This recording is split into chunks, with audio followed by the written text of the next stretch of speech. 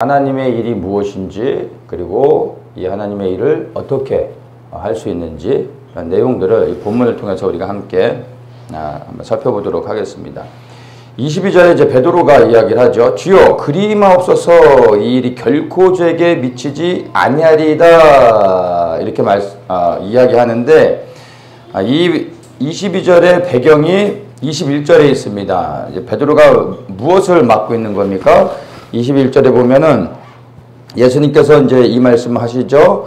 예수 그리스도께서 자기가 예루살렘에 올라가 장로들과 대제사장들과 서기관들에게 많은 고난을 받고 죽임을 당하고 제3일에 살아나야 할 것을 제자들에게 비로소 가르치셨다. 이렇게 말. 비로소 가르치셨다. 즉 베드로가 주는 그리스도시요 살아계신 하나님의 아들입니다. 라는 신앙의 고백을 했을 때 주님께서 비로소 제자들에게 이제 예수님이 어떤 일을 당하실 건지에 대해서 말씀하셨다는 겁니다. 근데 예수님이 하신 말씀이 뭐냐면 죽임을 당한다. 그러나 3일에 살아날 것이고 라는 것까지 말씀하셨는데 베드로에게 들렸던 건 뭐냐면 예수님이 죽으신다는 거였어요.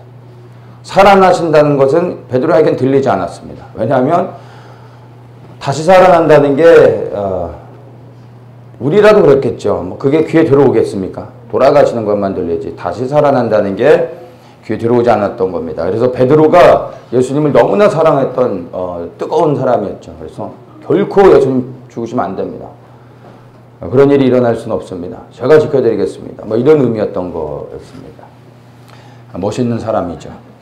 근데 만약에 베드로의 이 고백처럼 이 일이 결코 저에게 미치지 아니하리다 라는 게 실제로 그럴 일은 없었지만 실제로 베드로의 고백처럼 이러한 일이 일어났다면, 그래서 베드로가 예수님을 지켜드려서 예수님이 죽지 않으셨다면 베드로는 온 인류의 원수가 되어졌을 겁니다.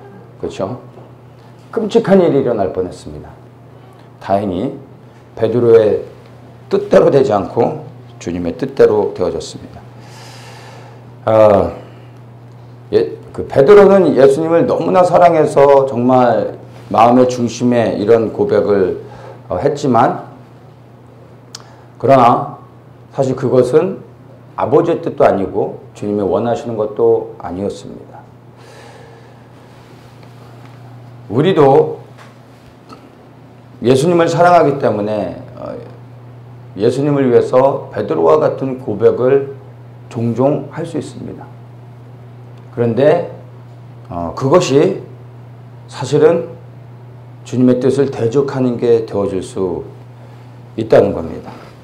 그리고 주님을 위해서 뭔가 하는 말들, 어떤 일들, 어떤 우리가 하는 기도, 우리 어떤 섬김 이런 것들이 사실은 주님을 위해서 우리는 하는 건데 결론은 주님의 뜻을 대적하는 게 될 수 있다는 거예요. 어떤 것이 그런 일이 되어질지는 여러분이 한번 곰곰이 생각해 보십시오.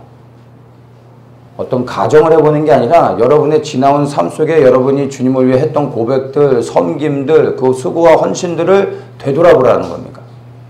그 가운데 혹 주님의 뜻을 대적하는 것이 있지 않았나. 주님이 그것도 조명해 주시기를 축복합니다. 나의 의와 나의 열심으로 행한 모든 것들이 사실은 주님의 뜻과 상관이 없는 그러한 일들, 베드로와 같은 이런 실수가 되어질 수 있다는 겁니다. 이러한 고백에 예수님께서 23절에 이렇게 대답을 하십니다. 사단아 내 뒤로 물러가라. 너는 나를 넘어지게 하는 자로다. 사단아 내 뒤로 물러가라. 이렇게 말씀하십니다. 사단아 내 뒤로 물러가라 했을 때 예수님이 지금 이 사단아 할 때 이 사단은 누구일까요? 베드로입니까? 베드로가 아니라 베드로 안의 역사는 이 사단을 주님께서는 영으로 보셨던 겁니다. 그래서 그 베드로를 조종하고 있는 사단을 향하여 예수님께서 꾸짖으셨던 겁니다. 그래서 이 사건을 통해 예수님께서 우리에게 영적인 실체를 분별하고 우리가 이러한 일을 당할 때 어떻게 영적으로 대처해야 될지를 우리에게 보여주시는 겁니다. 베드로는 사단이 주는 그런 생각에 속아서 사단의 그를 생각으로 장악하고 하나님을 대적하게 만들었습니다. 그것을 아시고 그 안에 있는 사단을 향하여 예수님이 책망하셨던 겁니다. 이걸 통해 우리는 영적인 굉장히 중요한 그 원리를 발견하게 됩니다. 그러니까 가령 그런 이야기를 한번 들은 적이 있었는데, 어느 분이 이제 교회를 오려고 하는데 남편분이 못 가게 막았대요. 그래서 이 말씀을 생각이 나서 사단아 물러가라 했대요. 그랬더니 남편이 아무 말 못 하더래요. 그래서 와서 이 말씀이 효과가 있었다고 그런 얘기를 제가 들은 적이 있는데, 제가 볼 땐 사단아 물러가라 해서 사단이 물러가서 올 수 있었던 게 아니라 남편이 충격을 먹고 하도 어이가 없어서 아무 소리 안 하고 그냥 냅뒀던 것 같습니다. 이러한 일들을 겪을 때 우리가 그 사람을 향하여 사단아 물러가라 하면은 큰 실수하시는 거고요. 그 안에 역사하는 악한 영의 실제를 알고 우리가 영으로 그 뒤에 역사하는 영을 향하여 예수의 이름으로 꾸짖고 그리고 묻고 그리고 쫓아내는 겁니다. 싸우는 겁니다. 이해되시죠? 그래서 우리는 스마일 하면서 대화를 나누지만 사실은 우리의 영은 끼어서 그 사람 안에 역사하는 영과 싸울 수 있어야 되는 겁니다. 그러니까 우리가 그 전도를 할 때도 보통 팀을 지어서 전도하는 게, 한 사람은 대화를 전도할 때 한 사람은 영으로 속으로 계속 기도하는 거죠. 우리의 전도가 말의 능력에 있지 않고 결국에는 영이 굴복되어져야 되는데 한 사람은 옆에서 속으로 기도하는 겁니다. 그 영이 깨어 하나님의 말씀 앞에 굴복될 수 있도록. 결국 영적 전쟁에서 승리할 때 영이 묶임에서 풀어지고 복음을 받아들일 수 있는 거거든요. 혼자 할 때는 말은 하지만 내 영은 주님을 간절히 의지하면서 그 사람 안에 영이 그리스도께 굴복될 수 있도록 기도해야 되는 겁니다. 그러니까 사람과 대화할 때 그 사람이 갑자기 이제 뭐 감정적으로 흥분이 되고 막 그 상한 마음이 있어서 대화를 하게 되면 여러분 보여지는 대로 육의 현상을 따라 여러분도 똑같이 반응하면 지는 겁니다. 근데 대화하며 그 사람 안에 역사하는 영을 향하여 싸우고 대적할 때 그 영이 굴복해지게 되는 겁니다. 그래서 그 뒤에 역사하는 영을 우리가 다룰 수 있어야 되고 그것을 영을 분별해 볼 수 있어야 하는 겁니다. 제가 이런 것들 경험해 보면 이러한 이제 상황들을 겪을 때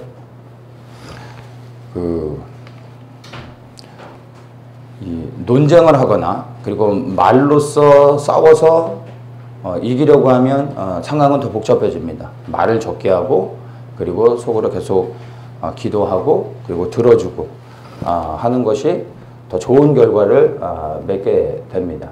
그래서 사람과의 대화할 때 우리가 영적으로 그것을 좀 분별할 수 있어야 될 것입니다. 그런데 사단이 베드로의 생각을 사로잡아서 베드로를 조종했다 할지라도 베드로가 한 이 실수에 대해서 그 맺혀지는 열매에 대해서는 베드로가 책임을 져야 되는 겁니다. 왜냐하면 베드로가 이렇게 사단이 주는 생각을 그가 받아들였다는 것은 마음을 사단에게 열어주었다는 겁니다. 그래서 결국에는 사단이 들어와 그를 통제할 수 있게 됐던 거죠. 창세기에 보면 사단이 아담에게 와서 아담을 속이죠. 그래서 아담과 하와가 사단에게 속아 결국엔 하나님 앞에 불순종하게 됩니다. 그런데 그 불순종의 결과로 물론 사단도 하나님의 징계를 받지만 아담이 어떻게 됩니까? 하나님과 관계가 깨어지죠. 그리고 에덴 동산에서 쫓겨납니다. 그 결과가 무엇입니까? 사망이었습니다. 죽음을 맞이하게 됩니다. 흙으로 다시 돌아가는 일이 있게 됩니다. 굉장히 중요한 의미가 있는데 만약 베드로가 그 사단에게 속아서 계속해서 주님의 뜻을 대적하는 일을 계속해서 했다면 베드로가 맺은 그 일의 열매로 인하여 베드로는 지옥에 갔을 겁니다.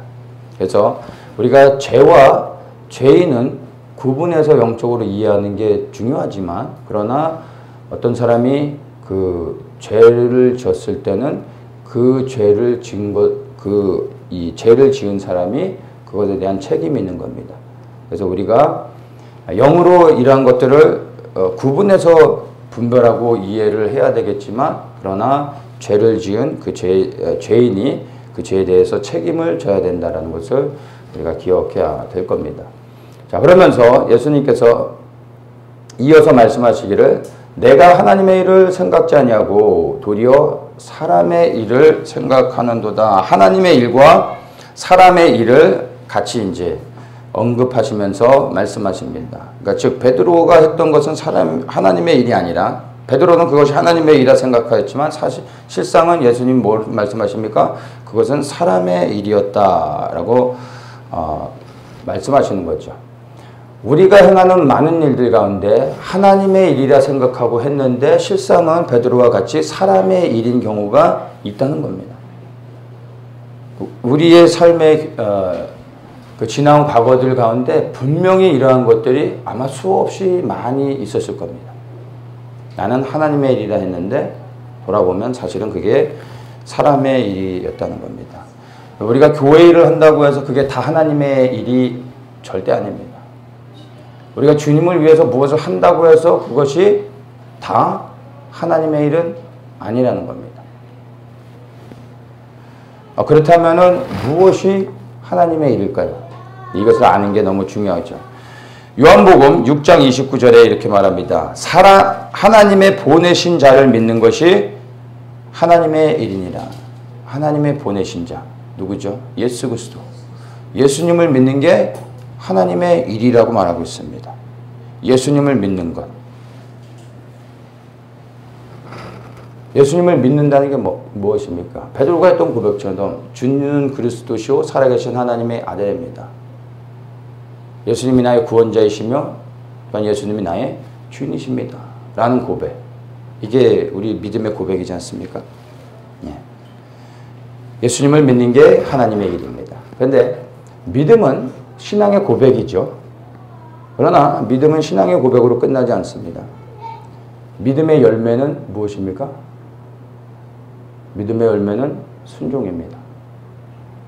그래서 우리가 믿음을 이야기할 때 여러분 반드시 믿음은 순종으로 여러분이 연결해서 보셔야 됩니다. 믿음은 그냥 쇳소리 나게 믿습니다. 이게 믿음이 아닙니다. 믿음은 순종입니다. 믿는 것은 순종하는 것입니다. 예수님이 하나님을 믿으셨습니다. 그래서 그분의 뜻에 순종하였습니다. 제자들이 예수님을 믿었습니다. 그래서 그 믿음의 결과가 무엇입니까? 다 순교하는 길로 그분을 따라갔다는 것입니다. 믿음은 고백이 아닙니다, 여러분. 고백에서 멈춰지는 게 아닙니다. 진짜 믿음은 반드시 순종으로 열매를 맺게 되어 있습니다. 그래서 믿는다는 건 곧 순종하는 것으로 이해를 해야 되는 거죠. 예수님을 믿는 것. 그게 하나님의 일인데 그것은 순종을 통해야 된다는 겁니다. 요한복음 17장 4절에 아버지께서 내게 하라고 주시니 내가 이루어 아버지를 이 세상에서 영화롭게 하였더니. 아버지께서 내게 하라고 주신 일이 무엇입니까? 하나님의 일이죠. 예수님이 말씀하시는 거예요. 아버지께서 내게 하라고 주신 일, 하나님의 일. 그 일을 내가 이루었다 말씀하십니다. 이루었다는 게 뭐야? 내가 이루었다 하시는 그 말씀의 의미가 뭡니까? 내가 순종하였다라는 거죠. 그렇게 내가 하나님의 일을 내가 순종했더니 아버지께서 영광을 받으셨다라고 말하는 겁니다. 이걸 다르게 얘기하면 하나님의 일에 순종하는 것이 곧 하나님의 영광을 드러내는 일이라는 겁니다. 그러니까 하나님의 일은 예수님께 순종하여 하나님을 기쁘시게 하는 겁니다. 그러면 사람의 일이란 무엇일까요? 사람의 일. 내 마음대로 해서 하나님을 기쁘시게 하려는 나의 생각, 나의 결정. 시작이 무엇입니까? 나로부터 비롯되는 거죠. 여기에는 순종이 없습니다. 여기에는 결단이 있는 거죠. 내 방식으로 내가 선택하는 겁니다. 그런데 아버지의 일은 순종입니다.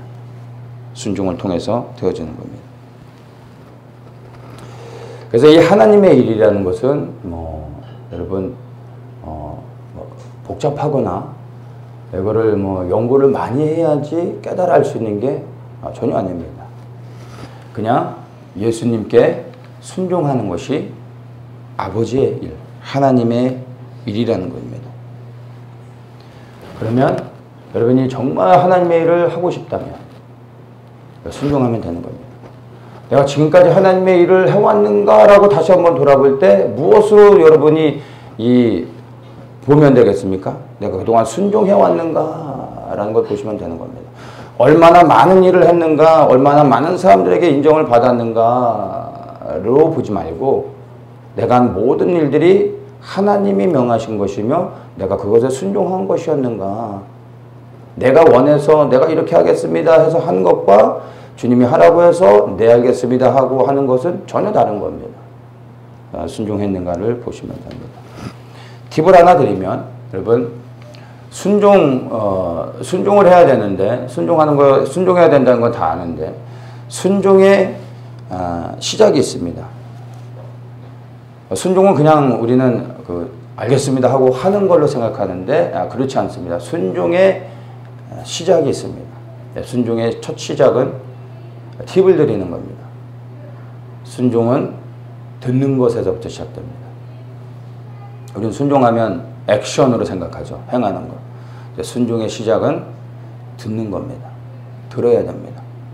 듣기 위해선 머물러 있어야 됩니다. 잠잠히 기다려야 됩니다. 그리고 깨달아 알아야 됩니다. 그 다음에 분별되어지고 확신되어질 때 그 다음에 행동하는 겁니다. 어떤 종이 있는데 이 종이 주인이 불러서 얘야 너 저 시장에 좀 갔다 와라 했더니 이 종이 네 알겠습니다 하더니 그냥 막 눈썹이 휘날리도록 시장을 가버린 거예요.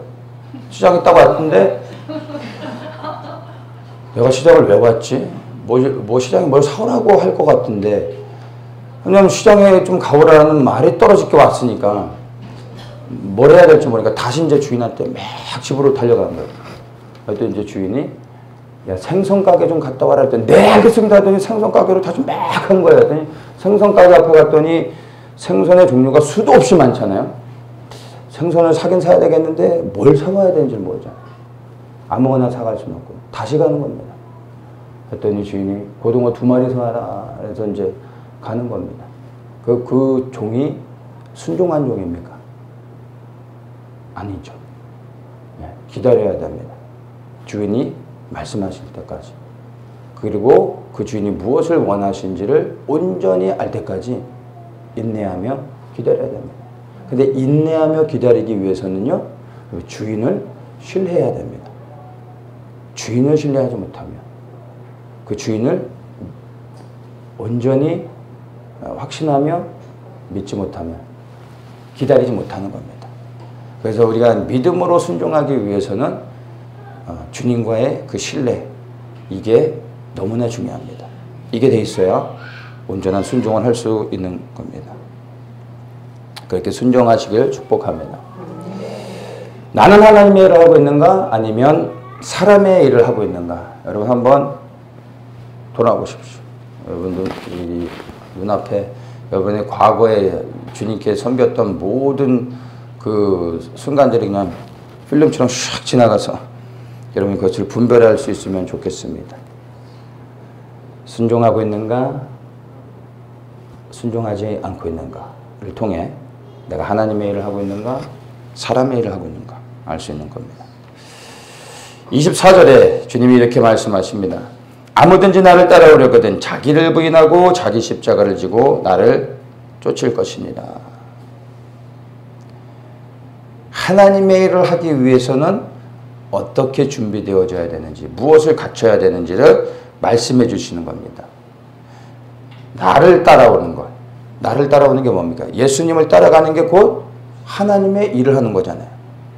하나님의 일을 하기 위해선 예수님이 말씀하십니다. 두 가지의 조건이 요구가 되는 것입니다. 첫째, 자기를 부인하는 것. 둘째, 자기 십자가를 지는 것입니다. 이 첫 번째, 자기를 부인하는 것. 자기 부인이 뭡니까? 이건 이제 자기를 deny, 거절하는 거죠. 자기를 버려버리는 것.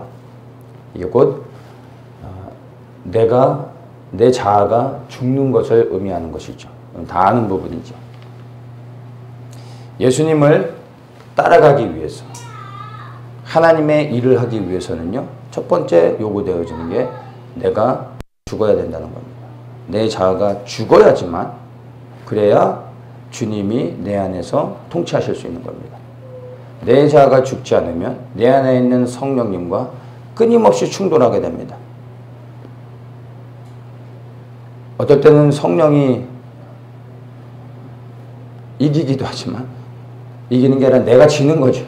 내 영이, 혼이 강할 때 어떻게 합니까? 내가 성령을 이겨버리죠. 그럼 내 뜻대로 하는 겁니다. 중요한 것은 내가 죽어야 성령께서 나를 통치하시며 주님의 뜻을 행하실 수가 있는 겁니다. 내가 죽는 것. 그래야 주님을 따라갈 수 있습니다. 두 번째가 자기 십자가를 지는 겁니다. 우리는 자기의 십자가를 지고 가려고 하는 사람들은 많은데 내가 먼저 죽지 않으면 자기 십자가를 지고 내가 원하는 방향으로 가는 거죠. 아무 의미가 없는 겁니다. 내 십자가를 졌다 할지라도 내가 죽지 않으면 주님이 명하시는 길을 따라가지 않습니다. 주님 보고 따라오라고 하죠. 안 오면 뭐라 그러는 거죠. 그런 사람들이 없습니까? 많이 있습니다. 주님을 따라가는 게 아니라 주님보다 앞서가는 사람들, 그리고 따라오라고 하는 사람들. 죽지 않아서 그런 거죠. 자기 십자가를 진다는 것. 이 자기 십자가를 지는 게 뭘까요? 이 자기 십자가를 지는 부분은 사실 따로 좀 이것만 가지고 본문을 좀 이야기를 나눠야 되는데 나중에 기회가 되면 좀 나누겠습니다. 오늘 이 자기 십자가를 진다는 것은 이 본문의 이 문맥 안에서 이해를 하면요, 자기 십자가를 지는 것은 결국엔 순종하는 것을 의미합니다. 복잡한 게 아닙니다. 우리는 흔히 십자가를 무엇으로 이해하죠? 고난, 핍박, 그리고 순교, 그리고 죽음, 이런 것으로 이해를 합니다. 그래서 자기 십자가를 지라고 할 때 우울해집니다. 그렇죠? 기분 좋지는 않죠. 그것이 우리가 1차적으로 십자가를 생각할 때 묵상하는 것들이고 우리가 갖는 부담감입니다. 그런데 우리가 흔히 받아들이는 십자가의 그 의미들은 사실은 십자가 안에 담겨져 있는 메시지입니다. 그런데 우리는 십자가를 조금 다르게 볼 수 있어야 됩니다. 예수님께 십자가는 어떤 의미였을까요? 예수님에게 십자가가 죽음이었을 거라고 생각하십니까? 예수님에게 십자가가 고난이었을 거라고 여러분 생각하십니까? 겟세마네 동산에서 예수님께서 땀이 피가 되도록 3번 간절히 하나님 앞에 기도했던 내용이 뭐라고 생각하십니까? 많은 사람들이 이것을 예수님이 이제 곧 죽음을 앞두고 십자가를 져야 되는 것 때문에, 그 고통 때문에, 그리고 죽는 것 때문에 너무나 힘들고 두려워서 하나님 이 내 잔을 할 수만 있다면 옮기시오 라고 기도한 것으로 알고 있습니다. 여러분, 전혀 그렇지 않습니다. 예수님이 죽음을 앞두고 이제 십자가를 지기 전에 정말 그렇게 하나님 앞에 간절히 기도하며 이 잔을 옮기고 싶었던 이유는 십자가의 고난과 죽음이 아니에요. 그 죽음이 하나님과 자신을 갈라놓게 된다는, 나눠줘야 된다는, 하나님으로부터 떨어져 나가야 된다는, 그것이 예수님에겐 가장 힘든 거였어요. 죽음이 힘든 게 아니라 영원토록 한순간도 하나님과 떨어져서 살아보지 않은 예수님에게 하나님으로부터 떨어져 나가는 거, 하나님으로부터 버림을 받아야 된다는 게 그분에게는 견딜 수 없는 고통이었던 거예요. 우리가 생각하는 그 육신의 죽음, 이런 수준이 아닙니다. 예수님을 그런 수준으로 보시면 안 돼요. 근데 그것조차도 아버지의 뜻에 순종하며 하나님에게서 떨어져 나간 예수님. 그러면서까지 순종하신 예수님. 이 십자가를 그런 그 수준 낮은 단계로 예수님이 그 하나님께 구했던 것을 그저 육신의 생명 한번 살아보려고 구했던 것으로 여러분 오해하시면 안 된다는 겁니다. 예수님께 십자가는 다시 말씀드립니다. 아버지의 뜻에 순종하는 것이었습니다. 주님께서 왜 십자가를 지셨습니까? 그게 아버지의 뜻이었기 때문에. 하나님이 명하신 일이었기 때문에 그 뜻에 순종한 겁니다. 그래서 예수님이 지신 십자가는 아주 단순합니다. 순종이었습니다. 우리가 져야 될 십자가요? 고난, 죽음, 이런 거 아닙니다. 순종입니다. 각자가 져야 될 십자가가 있는데 각자가 주님 앞에 순종해야 되는 부분이 있는데 그게 서로 다른 거예요. 그 순종이 구체적으로 무엇인지 우리는 알 수 없습니다. 아니, 개개인마다 다르기 때문에 그것은 우리가 구체적으로 하나님 앞에 기도하며 나가야 되는 부분인 것입니다. 십자가를 만약에 여러분이 고난으로만 해석을 한다면 그리고 죽음으로만 받아들인다면 여러분 이 길을 우리가 육신을 입고 있는 우리가 이 길을 어떻게 가겠습니까? 그런데 예수님과 같이 그냥 그것을 내게 주신 사명으로 또 그 순종함으로 간다면 여러분 넉넉히 갈 수 있습니다. 그리고 이것이 하나님의 일이고 결국엔 생명 얻는 일 아닙니까? 순종을 통하여 영원한 생명으로 들어가지 않습니까? 십자가를 짐으로 죽는 게 아니라 사실은 사는 거지 않습니까? 감당하지 못할 게 아니라 기쁨으로 감당할 수 있는 힘을 얻을 수 있는 겁니다. 그래서 이 십자가의 의미를 여러분 새롭게 여러분들이 받아들이시기를 예수님의 이름으로 축복합니다. 자기를 부인하고 자기 십자가를 지어 예수 그리스도를 따라감으로 하나님의 일을 이루게 되는 것입니다. 25절을 보겠습니다. 누구든지 제 목숨을 구원코자 하면 잃을 것이요 누구든지 나를 위하여 제 목숨을 잃으면 찾으리라.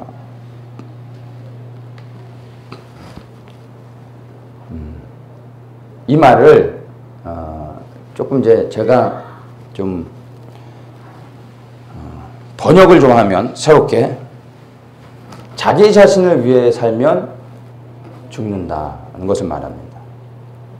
그러나 나를 위해 살면, 즉 예수 그리스도를 위해 살면, 예수 그리스도를 위하여 목숨을 버리면 부활의 생명을 얻게 된다라는 것을 25절을 풀어서 얘기하면 그렇게 되는 겁니다. 자기 자신을 위해 살면 죽을 것이지만 그러나 예수 그리스도를 위하여 목숨을 버리면 부활의 생명을 얻게 된다는 것입니다. 주님을 위하여 목숨을 버리는 일.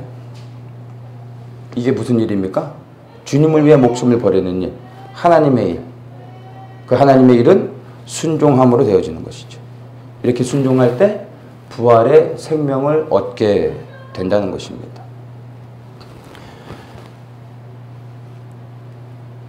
이 유효기간이 이제 곧 끝나는 10만원짜리 상품권이 있습니다. 이제 이 유효기간이 곧 끝나는데 그 유효기간이 끝나면 이 10만원짜리 상품권은 휴지가 되어버리는 겁니다. 그런데 특별 세일로 5만원짜리 아주 특별 세일로 나온 새로운 상품권이 있어요. 근데 이 상품권을 사려면 10만원을 줘야 됩니다. 근데 이 5만원짜리 상품권을 10만원 주고 사는데 이 5만원짜리 상품권이 매달 5만원을 쓰면 다음 달에 다시 충전이 돼서 5만원을 또 쓸 수 있는 거예요. 매달. 이번 달 쓰고 다음 달에 또 충전돼서 또 5만원을 쓸 수 있어요. 또 다음 달에 또 5만원을 쓸 수 있어요. 그럼 이 10만원짜리 상품권, 곧 유효기간이 끝나는 이 10만원짜리 상품권으로 이 5만 원 매달 쓸 수 있는 상품권을 사야 되겠습니까? 말아야 되겠습니까? 5만 원짜리 사니까 5만 원 손해입니까? 아니잖아요. 매달 5만 원을 끊임없이 쓸 수 있잖아요. 그렇죠? 사야 되겠죠. 이거는 뭡니까? 이건 사면 안 되는 겁니까? 계산이 안 되십니까? 사야 되는 거 아니에요. 반드시 사야 되는 거 아닙니까? 이런 상품권이 있다는 건 아니고요. 제가 이제 생각을 한 겁니다. 이런 상품권이 있으면 너무 좋겠죠. 근데 이런 상품권이 있으면 반드시 사야 되는 겁니다. 그러면 여러분, 우리의 육신의 생명, 70이고 강건하면 80이고 한번 100세까지라 치자고요. 그런데 우리의 육신의 생명을 팔아서 1000년짜리의 생명을 얻을 수 있으면 여러분, 우리의 육신의 생명을 팔아야 되겠습니까? 팔지 말아야 되겠습니까? 아깝습니까? 너무 아깝습니까? 1000년의 삶을 살 수 있다면 육신의 생명을 파시겠습니까? 마시겠습니까? 특별 세일이 왔어요. 팔아야죠. 어차피 우리의 생명은 유효기간이 있잖아요. 곧 끝나가잖아요. 근데 1000년을 살 수 있어요. 사야 되겠죠. 근데 여러분, 우리의 육신의 생명을 예수 그리스도께 드리면 1000년이 아니라 영원한 삶을 살 수 있어요. 진짜로. 이거는 만들어낸 얘기가 아니라 진짜입니다. 그럼 당연히 팔아야 되지 않겠어요? 근데 왜 이 땅에 예수님을 믿는다고 하는 수많은 사람들이 유효기간이 끝나가는 이 허접한 육신의 생명을 가장 귀한 것처럼 여기며 살아가죠? 왜 이걸 안 팔죠?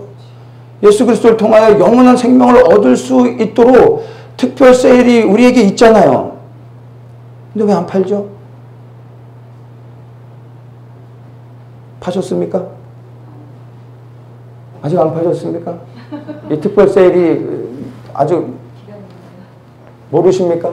여러분, 지금 우리에게 기회가 있는 거예요. 여러분, 살아있는 동안에만 이걸 팔 수 있어요. 그래야 영원한 생명을 살 수 있어요. 뭘 주저하십니까? 파셔야지.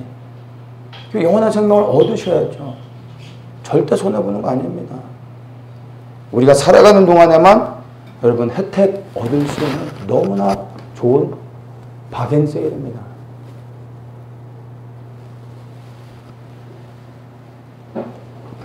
영원한 생명을 위해 우리의 육신의 생명을 여러분 이 땅에서 그리스도를 위해 투자할 때 부활의 생명을 얻게 된다는 것입니다. 근데 그것이 무엇을 통해서 그 영원한 부활의 생명을 얻게 됩니까? 하나님의 일을 할 때, 순종함으로. 그럴 때 영원한 생명을 얻게 되는 것입니다. 26절을 봅니다. 사람이 만일 온 천하를 얻고도 제 목숨을 잃으면 무엇이 유익하리요? 사람이 무엇을 주고 제 목숨을 바꾸겠느냐? 세상에서 목숨보다 생명보다 귀한 게 없다. 이것을 얘기하는 것이죠. 세상에서 이 생명과 견줄 수 있는 그 어떤 것도 존재하지 않는다. 이 말을 하는 겁니다. 그런데 이 말씀은요, 사실은 역설적으로 세상에서 가장 귀한 것으로 영원한 생명, 영원한 것을 얻으라는 말씀입니다. 이 세상에서 가장 귀한 것, 생명이잖아요. 근데 그것으로 영원히 변치 않은, 영원히 가치 있는 생명을 얻으라는 거예요. 이 영원한 생명을 얻을 수 있는 것은요, 이 영원한 생명을 살 수 있는 것은 세상에서 가장 귀한 것으로 살 수 있습니다. 가장 귀한 것. 우리의 생명보다 가장 귀한 것이 세상에 없다고 말하고 있지 않습니까? 돈으로 살 수 있는 게 아니에요. 세상에 그 어떤 것들로 영원을 살 수 없습니다. 오직 이 세상에서 가장 귀한 것을 드려야지만 영원한 것을 얻을 수 있습니다. 우리의 생명을 드려야 영원을 얻을 수 있다는 겁니다. 그래서 우리가 정말 예수 그리스도를 믿고 그리고 영원한 하나님의 나라를 정말 소망한다면 여러분의 생명을 파셔야 됩니다. 드려야 됩니다. 그것을 주고 생명을 사는 겁니다.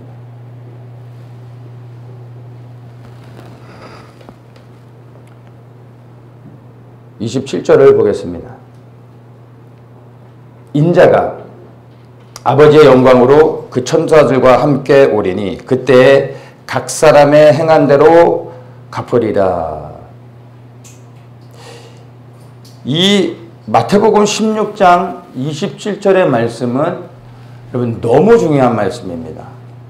성경에 구약부터 신약에 예수님의 재림에 관하여 많은 말씀들이 기록되어져 있지만 이 마태복음 16장 27절의 말씀은요, 예수님이 친히 하신 말씀입니다.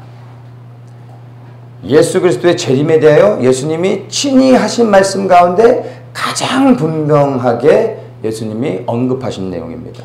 인자가 아버지의 영광으로 천사들과 함께 올 것이다. 반드시 예수님 다시 오신다고 예수님이 직접 말씀하셨습니다.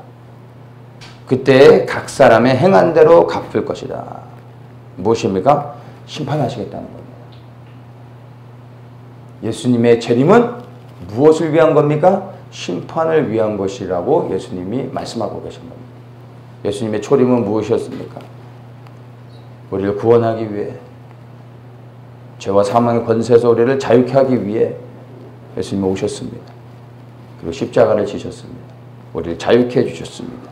그러나 예수님이 다시 이 땅에 오실 때는요, 천사들과 함께 아버지의 영광으로 오신다고 합니다. 그 아버지의 영광으로 오시는 게 무엇입니까? 하나님의 권세한 능력으로 이 땅에 오신다는 겁니다. 왜요? 통치하기 위해서. 근데 통치하기 이전에 하나님의 백성이 아닌 모든 자들을 향하여 하나님이 심판하시는 겁니다. 그래서 각 사람의 행한 대로 갚을 것이다. 행한 대로 갚을 것이다. 요한복음 5장 29절에 이렇게 말합니다. 선한 일을 행한 자는 생명의 부활로, 악한 일을 행한 자는 심판의 부활로 나오리라. 선한 일과 악한 일을 판단하신다는, 심판하신다는 겁니다. 근데 여기서 우리가 중요하게 잘 봐야 되는 게 있습니다. 여러분, 천국에 들어가는 자들만 영원토록 하나님과 거하며 영원토록 사는 게 아닙니다. 생명의 부활과 심판의 부활을 말하고 있습니다. 여러분, 영원한 불못에 사단과 함께 들어가서 영원토록 타는, 꺼지지 않는 그 불못에서 영원토록 살아가게 될 그 죄인들도 부활한다는 겁니다. 이해되십니까? 예수 그리스도를 믿어 생명으로 들어가는 자들만 부활되는 게 아니라는 거예요. 이게 우리에게 두려움을 주는 겁니다. 이 세상에 육신으로 살아갔던 모든 사람들이 마지막 날 다 부활합니다. 그런데 모든 사람이 부활하여 영과 혼과 육의 온전함을 입어 다시는 쇠하지 아니하는 불멸의 몸을 입는 겁니다. 영원토록 살게 됩니다. 누가요? 모든 사람들이. 그런데 사는 곳이 달라지는 겁니다. 선한 일을 행한 자는 예수 그리스도와 함께 하나님 나라에 들어가 영원토록 사는 겁니다. 그런데 악한 일을 행한 자는 사단과 함께 영원토록 영원히, 지옥이 아니라 꺼지지 않는 불못에 영원토록 사단과 함께 영원토록 절규하며 고통당하며 그 뜨거운 불못에서, 그 불이 얼마나 뜨거운지 저는 알 수 없습니다. 분명한 건 라면을 끓이는 불보다 훨씬 더 뜨겁다라는 거지.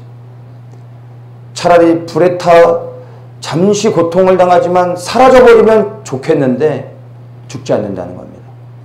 감각도 살아있다는 겁니다. 영원토록 타는 불못에서 살아가야 된다는 겁니다. 이게 예수님이 친히 하시는 말씀입니다. 우리가 선한 일과 악한 일을 분별해야 됩니다. 왜냐하면 이 선한 일을 행한 자가 영원한 생명의 부활로 들어가기 때문입니다. 선한 일과 악한 일의 기준이 무엇이겠습니까? 하나님의 일이냐 사람의 일이냐로 결국에는 열매로 판단하시고 심판하시는 겁니다. 예수님은 여러분 반드시 오십니다. 언제 오는지는 우리는 알 수 없지만 기록되어진 성경의 말씀들을 통하여 이미 우리에게 계시하여 주셨습니다. 우리는 그때와 시를 정확히 알 수 없지만 그러나 성령님의 조명하심을 통하여 시대를 분별하면서 이때가 아닌가 하며 근신하며 깨어 기도하여야 되는 겁니다. 그런데 주님의 재림이 임박해 있다는 것은 성경에 계시된 말씀을 통하여 우리는 너무나 분명히 알고 있습니다. 정확한 때와 시를 알 수도 없지만 알 필요도 없고 더 중요한 것은 지금이 그리스도의 재림의 때라는 겁니다. 조금도 의심할 여지가 없습니다. 그러면 주님의 재림을 기다리며 살아가는 우리에게 있어 요구되어지는 삶이 무엇이겠습니까? 선한 일을 해야 되지 않겠습니까? 이 선한 일을 종교적인 일로 생각하면 안 됩니다. 도덕적인 것으로 생각하면 안 됩니다. 그런 선한 일이 아닙니다. 하나님의 일, 아버지가 하라고 명하신 일, 예수님께 순종하는 것, 이게 선한 일입니다. 내가 주님을 위해서 이게 선한 일이야, 이 선한 일일 거야 생각하고 그 일을 하는 게 선한 일이 아니라 내가 이거를 주님을 위해서 해드리면 주님이 기뻐하실 거야 해서 하는 일이 아니라 주님이 내게 명하신 일에 순종하는 겁니다. 그게 선한 일입니다. 그래서 주님이 나에게 뭐라고 말씀하시는지 여러분이 들으셔야 됩니다. 듣기 위해서 머물러 계셔야 됩니다. 듣지도 않았는데 먼저 뛰어가는 어리석은 자가 되지 말고 말씀하실 때까지 기다리고 인내하며 신뢰하며 머물러 있는 것입니다. 그리고 들을 때 주저함 없이 말씀에 순종하여 그때는 좌우를 돌아보지 않고 나가는 겁니다.